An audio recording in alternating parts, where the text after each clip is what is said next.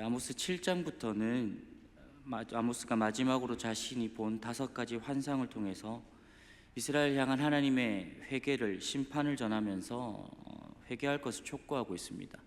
7장에서는 메뚜기 환상, 불의 환상, 다림줄 환상, 이 3가지의 환상을 보여주고, 8장에서는 여름과일 한 광주리에 관한 환상과 9장에서는 단곁에서 심판하시는 주님에 대한 환상을 그렇게 전하고 있습니다.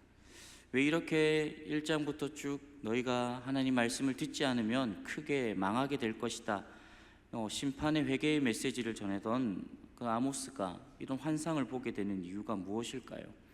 이런 환상을 통해서 주는 메시지는 분명합니다. 범죄한 이스라엘을 향한 하나님의 심판은 분명히 있다. 그런 아모스가 계속적으로 전했던 말씀과 동일한 그 동시에 그러한 중에서도 하나님의 공의와 심판 가운데서 남은 자들을 지켜주시고 인도해 주시는 하나님의 사랑이 있습니다. 그 남은 자들을 통해서 다시 하나님의 백성을 회복시키시고 그들에게 은혜를 베풀어 주시겠다 약속이 담겨 있습니다. 약속을 통해 하나님의 사랑과 신실하심을 우리가 알 수 있게 되는 것이죠. 이러한 환상은 겉으로 이스라엘 민족의 회복을 보여주고 있는 것 같습니다. 하지만 깊은 곳에서는 역사의 마지막에, 종말의 때에, 우리 주님이 다시 오실 때에 하나님의 구원이 완성되고 있다라는 점을 감추고 있는 것이죠. 특별히 오늘 시작에서 이스라엘의 죄악을 지적하시며 심판의 메시지를 전했던 아모스가 환상 가운데 이스라엘의 미래를 보게 되는 것을 보게 됩니다. 여러분, 미래를 생각하면 다들 좋은 것을 기대하고 상상하게 됩니다. 나에게 조금 더 좋은 미래가 오게 될 거야, 기대하는 마음이 많이 크죠. 조금 더 잘 될 거야, 내가 노력하면 더 이룰 수 있을 거야, 그런 미래를 꿈꾸면서 열심히 나아가는 것이 우리의 삶입니다. 학생들은 어떻습니까? 내가 조금 더 노력하면 좋은 대학 갈 수 있을 거야 하면서 열심히 공부하겠죠. 취업의 문을 준비하는 청년들은 어떻습니까? 내가 조금 더 노력하면 좋은 직장에 가게 될 거야 라는 그런 마음을 가지게 될 겁니다. 결혼을 앞두고 있는 청년들은 어떻습니까? 내가 조금 더 잘 준비하고 하나님 앞에 기도할 때에 내 결혼의 문이 잘 열릴 거야 라는 생각을 가지고 미래를 꿈꾸며 살아가겠죠. 여러분, 다들 미래는 이런 기분이 좋은 상상, 기분이 좋은 기대를 하게 만듭니다. 그래서 그 미래를 꿈꾸며 잘 준비하며 잘 우리가 행하며 살아가게 되는 것이죠. 하지만 우리가 생각하는 미래와 조금 다른 아모스의 미래가 보게 됩니다. 아모스가 보는 환상 가운데 펼쳐진 미래는요, 너무 어둡고 너무 참혹합니다. 어둡다 못해서 보기 싫을 정도로 너무 힘겨워하는 미래가 아모스 눈앞에 펼쳐지고 있습니다. 그렇다면 우리는 왜 하나님께서 약속을 통해서 축복을 주시겠다고 말씀하시면서 동시에 어두운 미래 가운데 우리는 어려움에 처하게 될 것이고 힘들게 될 것이다 라고 말씀하고 계실까요? 여러분, 우리가 아모스의 환상을 통해서 하나님이 우리에게 말씀하시고자 하는 뜻을 발견하기를 소망합니다. 오늘 본문에는 3가지 환상이 등장하게 되는데, 첫 번째 환상을 보게 되면 1절에 메뚜기가 등장하게 됩니다. 메뚜기가 이 땅의 풀을 뜯어먹는 환상을 보게 되는 것이죠. 우리 아모스 7장 1절을 다시 한번 읽어보았으면 좋겠습니다. 같이 읽습니다. 주께서 내게 보이신 것이 이러하니라. 왕이 풀을 벤 후 풀이 다시 움돋기 시작할 때에 주께서 메뚜기를 지으심에. 여러분, 메뚜기 환상을 주시는 이유가 뭘까요? 우리가 아모스서, 소선지서 지금 계속해서 우리가 지금 보고 있는데, 메뚜기를 주시는 이유가 무엇입니까? 메뚜기가 오면 이 땅이 어떻게 되는 겁니까? 다들 지금 거의 한 15주, 16주, 거의 18주 넘게 소선지서 듣고 있는데, 메뚜기 오면 어떻게 됩니까? 땅이 다 황폐해집니다. 먹을 것이 하나도 남지 않게 된다. 메뚜기만 하면 딱 그 생각을 우리가 하고 있어야 되겠죠. 그 땅이 바로 황폐해지고 말로 할 수 없는 심판이 너무 혹독해서 힘들고 어렵게 될 것이다 라고 말하는 것이 바로 메뚜기 환상입니다. 근데 요 메뚜기 환상이요, 조금 시작이 특별합니다. 시작 1절에 보면 왕이 풀을 벤 후에 라고 말을 하고 있습니다. 이 말은요, 추수 때를 가리키는 말로 당시에 곡식이 익어서 추수를 하게 되면 먼저 왕에게 바쳤습니다. 일종의 세금으로 왕은 국가를 운영하기 위해서 필요한 자원을 그 국민들에게, 백성들에게 거둬야 될 거 아닙니까? 그래서 첫 번째 추수가 이루어지는 그 모든 추수는 다 누구에게 바쳤다고요? 왕에게 바쳤습니다. 왕에게 바친 후에 백성들이 다시 씨를 뿌리고 수확하는 두 번째 추수가 되어야 그 몫은 누구에게로 떨어지게 될까요? 백성들에게 떨어지게 됩니다. 그러니 백성들은 이 두 번째 추수를 위해서 또 열심히 그 곡식들을 기르려고 하지 않겠습니까? 근데 오늘 본문의 시작이 어떻게 됐다고 했죠?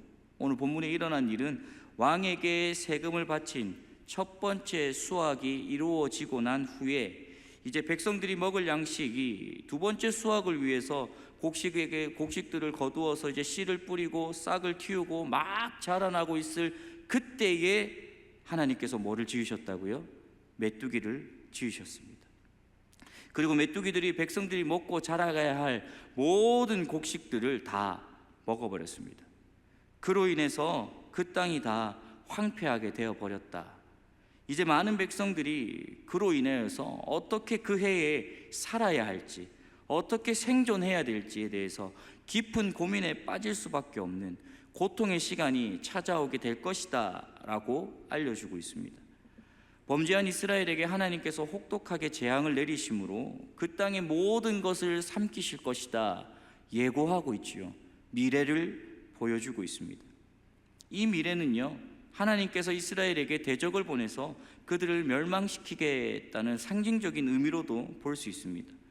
이렇게 이스라엘에게 아주 어두운 미래가 찾아올 수밖에 없게 되었습니다.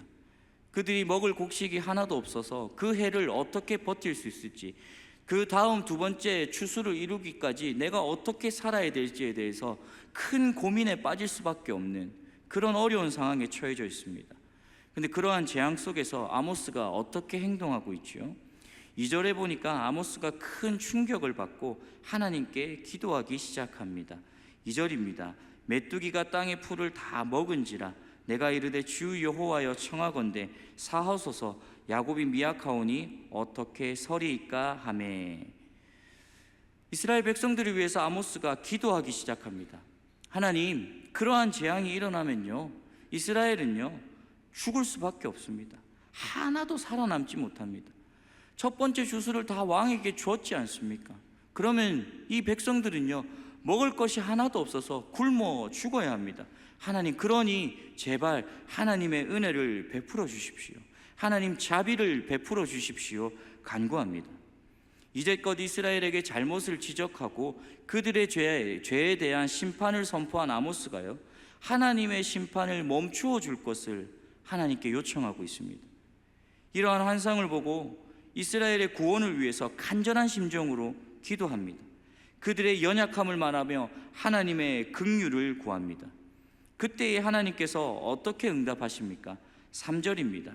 선지자들의 기도를 들으시고 뜻을 돌이키십니다. 이렇게 하지 않겠다, 메뚜기로 너희들을 멸하지 않겠다 하나님께서 약속하고 계십니다. 우리가 아는 하나님이라면 바로 쓸어버려야 될 것 같은데 하나님께서는 그 말씀을 신실하게 지키시고 응답하시는 분이라고 했는데 하나님께서 그 기도에 잠깐 멈추시는 것을 보게 됩니다. 우리는 아모스의 기도를 통해서 다시 한번 하나님의 마음을 깨닫게 됩니다. 여러분, 하나님은 죄에 대해서는 진노하시는 분입니다. 하지만 범죄한 사람의 연약함에 대해서는 불쌍히 여기시는 분입니다. 그리고 하나님께서 그가 돌이켜 하나님의 은혜를 구하며 회개할 때에 하나님은 무한한 자비를 베풀어 주시는 은혜의 하나님이심을 기억하시기를 바랍니다. 놀라운 사실은요, 이스라엘 백성들은요 계속 이렇게 살았습니다. 하나님께서 주시는 은혜가 가득한데 그 은혜를 가지고서 또 실패하고 회개하고 주님 앞에 다시 돌아와 은혜를 얻는 그런 삶을 계속적으로 반복하며 살았습니다. 그렇다면 이스라엘 백성들은 수많은 실패 가운데서 하나님이 주시는 놀라운 은혜를 경험해야 했습니다. 하지만 이스라엘 백성들은 어떻습니까? 그 하나님의 은혜를 경험하기는커녕 매일매일 그 자리에서 실패하며 어려움을 겪는 그런 백성들이지 않습니까? 이러한 선포된 하나님의 자비로 인하여서 이스라엘은 거듭된 실패에도 멸망당하지 않는데, 그들은 그 실패 가운데서도 하나님을 제대로 찾지 못했습니다. 경상도식 하나님이라면 어땠을까요? 제가 이 본문을 준비하면서 하나님이 과연 그 마음이 어땠을까라는 생각을 해보게 되었습니다.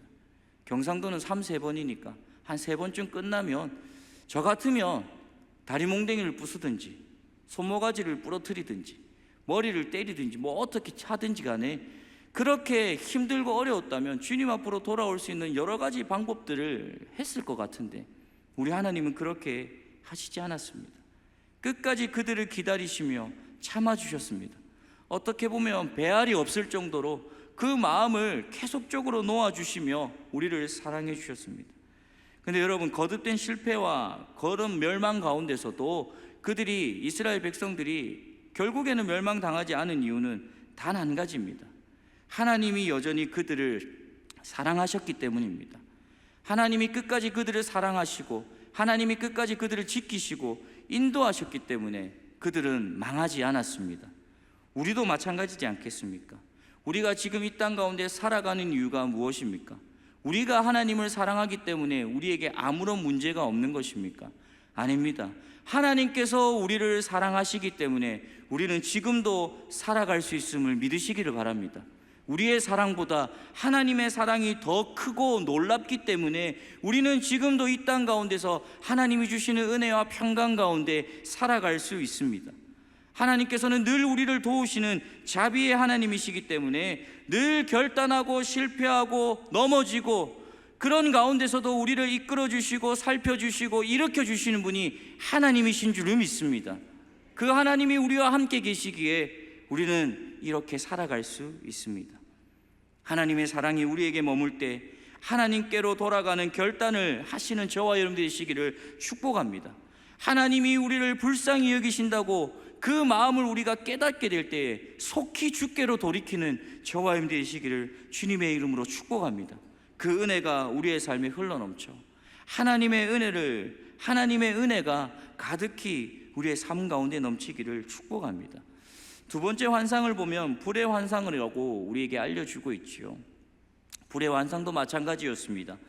메뚜기 환상이 자연재해로서 모든 것을 다 이제 쓸어버리는 재해였다면요, 불의 환상은 불의 심판을 통하여서 초월적인 재난을 보여주고 있습니다. 그러한 점에서 이 불은 이스라엘을 향한 하나님의 진노를 상징하고 있었습니다. 그런데 이 불이요, 모든 것을 삼켜버립니다. 본문에 보니까 바다도 삼키어버리고 육지도 삼키어버린다고 했습니다. 이 말을 우리는 어떻게 해석할 수 있을까요? 이 불을 피할 수 있는 사람이 있습니까? 없습니까? 하나도 없다는 얘기입니다. 바다에 있든지 육지에 있든지 이 불을 피할 수가 없으니까 바다를 삼키고 육지를 침범하는 불의 능력이 가득하고 무섭고 참혹하니까 너희들 다 불타버릴 거야, 쓸어버릴 거야. 하나님께서 그렇게 불의 환상을 보여주십니다. 이 환상 뒤에 아모스가 또 기도하기 시작합니다. 5절입니다. 이에 내가 이르되 주 여호와여 청하건대 그치소서, 야곱이 미약하오니 어떻게 서리이까 하매. 3절과 비슷해 보이지만 5절에서 또 간구를 합니다. 하나님, 이스라엘 백성들 불쌍히 여겨주십시오. 그들을 그렇게 멸망당하게 해서는 안 됩니다. 모든 것을 그쳐주십시오 요청합니다.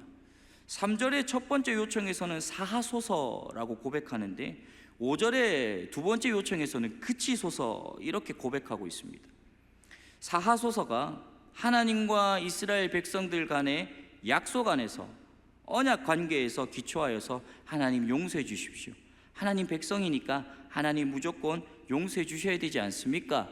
그런 마음으로 고백했다면요, 5절에서는요, 그치소서, 우리의 죄성, 우리의 연약함이 하나님 너무 크고 너무 부족합니다. 그러니 우리가 너무 연약하고 우리가 죄인이오니 이것을 인정하오니 하나님 자비를 베풀어 주십시오. 그렇게 고백합니다. 이러한 간구에 하나님께서 다시 뜻을 돌이키십니다. 이런 하나님의 모습을 보면서 우리는 다시 깨닫게 되지요. 여러분, 우리가 의지할 것은요, 하나님의 자비밖에 없습니다. 우리가 의지할 것은 하나님의 사랑밖에 없습니다. 세상에 어떠한 것을 가지고 있어도 여러분, 우리는 죽을 수밖에 없는 죄인이지 않습니까? 우리는 어떻게 하나님의 뜻을 바라보고 하나님을 의지하며 살아갈 수 있는 사람이 되었습니까? 예수 그리스도께서 이 땅에 오셔서 죽으심으로 인해서 이제 죄인된 삶이 아니라 의인된 삶이 되어서 하나님께서 우리에게 은혜를 베풀어 주셔서 이제는 참된 생명을 누리며 살아갈 수 있게 되지 않았습니까? 우리의 삶을 돌이킬 때 하나님께서 능력을 베풀어 주신다, 늘 계속해서 우리에게 고백할 때에 아모스가 이야기합니다. 하나님 그쳐 주십시오. 하나님께 돌이키겠습니다. 이제는 우리의 모든 연약함들을 다 내려놓고 하나님만 바라보고 하나님만 의지하겠습니다.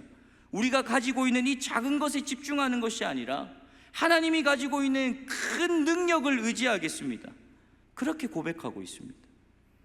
여러분, 많은 사람들이, 많은 성도들이 실패하는 지점이 바로 여기에 있습니다. 크신 하나님이 아니라 작은 사람에게 집중합니다. 크신 하나님의 능력이 아니라 내가 가지고 있는 이 작은 능력에 의지하며 살아갑니다. 그럴 때마다 실패하면서 좌절하면서도 변하지 않습니다. 그것을 붙잡고는 어떻게 할까 전전긍긍하면서도 크신 하나님의 뜻이 아닌 내 손에 잡고 있는 이것을 끝까지 붙잡고 살아가는 어리석은 인생이 우리의 인생이지 않습니까? 그런 모습을 보는 하나님의 마음은 얼마나 아프실까요? 우리에게 은혜를 베풀어 주실 때에 그분을 찾는 것이 은혜입니다. 하나님을 더 가까이 하여서 하나님을 바라보는 것이 은혜라는 사실을 기억하시기를 바랍니다. 사랑하는 성도 여러분, 내 것에 집중하기 이전에 하나님의 것에 집중하기를 소망합니다. 내 것을 바라보기 이전에 하나님이 내게 무엇을 베풀어 주시는가, 그 은혜를 사모하는 저와 여러분들이 되시기를 축복합니다. 여러분들이 저보다 더 오랜 세월을 사신 분들이 더 많지 않습니까? 여러분, 돌아보십시오. 지나고 보니까 다 해결된 것 같지 않습니까? 그때 당시에는 해결되지 않은 것 같아서 전전긍긍하여서 힘들어서 어려워했던 내 마음이 있지만, 지금 이제 다 돌아보니까 다 해결되었습니까? 해결되지 않았습니까? 다 해결되었습니다. 근데 여러분, 그 해결되게 한 것이 내가 한 겁니까? 아니면 주님이 하신 겁니까? 주님이 하신 겁니다. 돌아보면 내가 한 것 같이 보이지만은, 돌아보면은 내가 다 이 능력이 있어서 내가 무엇인가 행하여서 다 해결된 것처럼 보이지만은, 이제 와서 주님 앞에 예배드린 이 자리에 와서 보니까 나의 모든 것을 해결하게 하신 분은 결국에는 누구셨습니까? 바로 우리 주님이셨습니다. 아모스는 지금 그것을 얘기하고 있는 겁니다. 피할 곳이 아무것도 없다, 할 수 있는 것도 아무것도 없다. 그 볼이 지금 우리에게 다 떨어지게 될 것인데 과연 내가 할 수 있는 것이 무엇이 있느냐? 내가 할 수 있는 것은 아무것도 없다. 그러니 누구에게 은혜를 구해야 됩니까? 하나님에게 은혜를 구하자. 하나님, 내 연약한 거 다 내려놓습니다. 하나님, 나를 불쌍히 여겨 주십시오. 나를 인도해 주십시오. 나를 역사해 주십시오. 그 아모스의 고백이 우리의 고백이 되기를 소망합니다. 그리하여서 우리에게 은혜 베풀어 주시는 그 하나님을 붙잡고 나아가는 저와 여러분들이 되시기를 주님의 이름으로 축복합니다. 세 번째 환상을 보면요, 이제는 하나님께서 돌이키지 않는 것을 보게 됩니다. 세 번째 환상이 뭐라고 했습니까? 다림줄 환상이라고 했습니다. 다림줄이 뭐냐라고 물어보시면 사진을 보면 이렇게 나와 있습니다. 건축자들이 벽을 쌓기 위해서 바르게 사용하는 도구로서 실 끝에 무엇을 달아놓았지요? 추를 달아놓았습니다. 이 납덩이를 달아놓고는 이미 서 있는 담이나 세워야 될 담이 제대로 서 있는지 알아보게 하는 것이 바로 다림줄입니다. 하나님께서 왜 우리에게 지금 다림줄을 보여주고 계시죠? 우리에게 이렇게 하나님의 은혜를 구할 수 있는, 하나님의 은혜 가운데 살아갈 수 있는 상징적인 기준이 있다는 사실을 우리에게 보여주고 있습니다. 이 다림줄이야말로 우리에게 기준이 되고 우리에게 능력이 된다고 말하는데, 그럼 이 다림줄이 과연 무엇일까요? 여러분, 다림줄은요, 바로 하나님의 말씀입니다. 하나님께서 이스라엘 백성들 가운데 다림줄을 계속 띄우고 계셨습니다. 그리고 너희가 이 말씀 가운데, 내가 너희들에게 준 율법 가운데 너희가 어떻게 하나님 앞에서 잘 서 있는지 계속해서 살펴보고 있었습니다. 그런데 계속 자기 마음대로 살고 있었거든요. 그래서 하나님께서 이 다림줄을 내려보니까 이걸 무너뜨려 볼까? 그때 아모스의 기도를 통해서 메뚜기 환상을 그치십니다. 또 무너뜨려 볼까? 그 하나님께서 그렇게 마음을 먹고 계셨는데 또 아모스의 기도를 통해서 불의 환상을 그치십니다. 두 번의 환상을 통한 징계를 다 면하게 하셨습니다. 근데 이제는 다릅니다. 계속해서 하나님의 말씀을 무시하고 우상 숭배를 하는 너희들 가만히 두지 않겠다. 말씀 가운데 살아가지 않는 너희들 가만히 두지 않겠다. 다 쓸어버리겠다. 다 무너뜨려 버리겠다. 하나님께서 선포하고 계십니다. 여러분, 담이 제대로 서 있지 않으면 건물은 어떻게 될까요? 무너지게 됩니다. 하나님은 사람에게 하나님과 올바른 관계를 맺을 것을 요구하고 계십니다. 우리에게 하나님께서 다림줄을 매달아 내놓고는 우리에게 이야기하십니다. 너희는 지금 이 기준 가운데 잘 서 있느냐? 하나님께서 우리에게 물어보십니다. 그럼 우리는 무엇라고 대답하실 수 있겠습니까? 여러분, 말씀 가운데 잘 서 계십니까? 하나님의 말씀이 내 삶의 전부라고 고백하시면서 그 말씀대로 행하며 살아가고 계십니까? 앞서 말씀드렸지만 말씀은 말씀대로 붙잡고 있지만 우리가 가지고 있는 그 작은 것을 끝까지 붙잡고 말씀과 척을 지고 살아가고 계시지는 않습니까? 사랑하는 성도 여러분, 우리의 삶의 유일한 기준이 되시는 그 말씀을 온전히 붙잡고 살아가는 저와 여러분들이 되시기를 주님의 이름으로 축복합니다. 하나님의 말씀은 우리에게 늘 얘기하십니다. 가라, 가지 마라, 해라, 하지 마라. 하나님께서는 우리가 살아가야 될 모든 방법들을 어디에다 기록해 놓으셨습니까? 하나님의 말씀에 기록해 놓으셨습니다. 그래서 우리는 매일매일 말씀을 묵상하며 기도하며 이 말씀을 붙잡고 살아갑니다. 하나님께 예배하기에 힘쓰겠습니다. 하나님을 사랑하는 데에 힘쓰겠습니다. 하나님께 기도하는 데에 힘쓰겠습니다. 형제를 미워하는 것에 힘쓰지 않겠습니다. 사람을 미워하는 것에 힘쓰지 않겠습니다. 사람에게 거짓말하는 것에 힘쓰지 않겠습니다. 하나님은 우리가 이 땅 가운데 살아가야 될 모든 기준을 어디에다 허락해 주셨습니까? 하나님의 말씀에 허락해 주셨습니다. 그래서 하나님의 말씀의 다림줄이 우리를 세워주시고 삐뚤어진 것이 없는지 깨닫게 하셔서 옳은 길로 인도해 주고 계시다는 사실을 믿으시기를 바랍니다. 그래서 시편 119편 5절에 무엇라고 말합니까? 주의 말씀은 내 발의 등이요 내 길의 빛이시니이다. 주의 말씀은 내 발의 등이고 내 길의 빛이시니 하나님의 말씀을 온전히 붙잡고 하나님 담대하게 나아갑니다. 내 삶을 지켜주십시오. 오늘도 우리에게 주시는 말씀을 붙잡고 담대하게 나아가는 저와 여러분들이 되시기를 주님의 이름으로 축복합니다. 말씀을 맺겠습니다. 우리가 우리의 삶에 이러한 결단이 있다 하더라도요, 좋은 것만이 우리에게 찾아오지는 않는 것이 우리의 인생이지 않습니까? 아모스가 두 번의 기도를 통해서 하나님께 은혜를 구합니다. 그리고 하나님의 말씀 가운데 우리가 어떻게 바로 서야 될지 그 환상을 통해서 다시 한번 깨닫게 됩니다. 이런 선지자의 아름다운 외침과 말씀의 권면에 심각한 도전과 어려움이 다시 찾아오는 것이 우리의 삶이 되었습니다. 오늘 본문에 읽지 않았지만 10절 이후에 하나님이 세우신 제사장이 아닌 여로보암 왕이 세운 제사장 아마샤가 하나님의 선지자 아모스를 모함하고 공격하여서 반역자로 만드는 것을 보고 있습니다.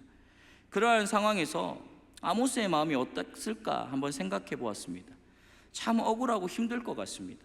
하나님이 일만 하고 하나님께 고백하였는데 왜 나를 그렇게 만들지? 참 속이 상할 것 같습니다. 근데 하지만 그때의 아모스의 대답이 어떠합니까? 14절 15절입니다. 우리 같이 한번 읽어볼까요? 같이 읽겠습니다.